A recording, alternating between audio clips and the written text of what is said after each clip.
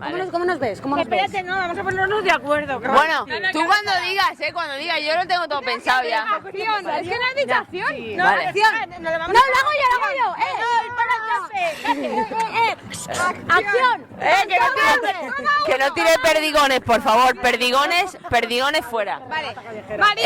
María y Julio, os deseamos lo mejor en esta vida y que seáis muy felices. ¿Gemelos o trillizos? Que seáis muy felices y que tengáis gemelos o trillizos o lo que haga falta.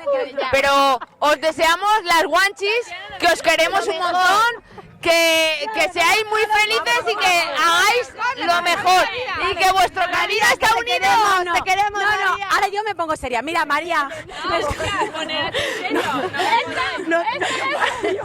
No que pares, Miriam.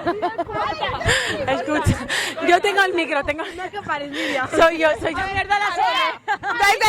que me diste las barriguitas de cuando te ibas a ir en verano.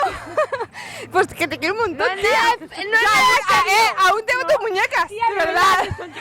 Mira, María, yo te aprecio, te acabo de pedir un ron en limón. Tía, te quiero. El micro lo vais a romper. No, coño, un momento. María, hoy te habíamos escrito una carta para ti y no te la hemos podido leer porque por circunstancias de la vida.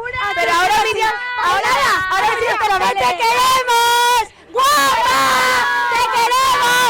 ¡Viva la novia! ¡Viva la novia! María, es preciosa. Ya te la daremos otro día, ¿sabes?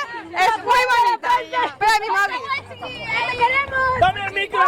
María, es una pasada. La boda, una pasada, ¿eh? Nos ha encantado. Todo hemos comido de lujo. Muy bien, muy bien. ¡Viva los novios! Y nada, dentro de un poco un bebé, que es lo que toca ya, María. Que no podemos pedir más, que ha sido todo genial. ¡Y que viva la madre de la novia! ¡Que viva Luisito, que viva Luisito, que es muy importante! ¡Que viva el padre de la novia! Muy bien. Vale, María, nos retiramos porque aquí hay cola, ¿vale? Corta, venga. Esto igual no hace falta que lo pongas, ¿eh?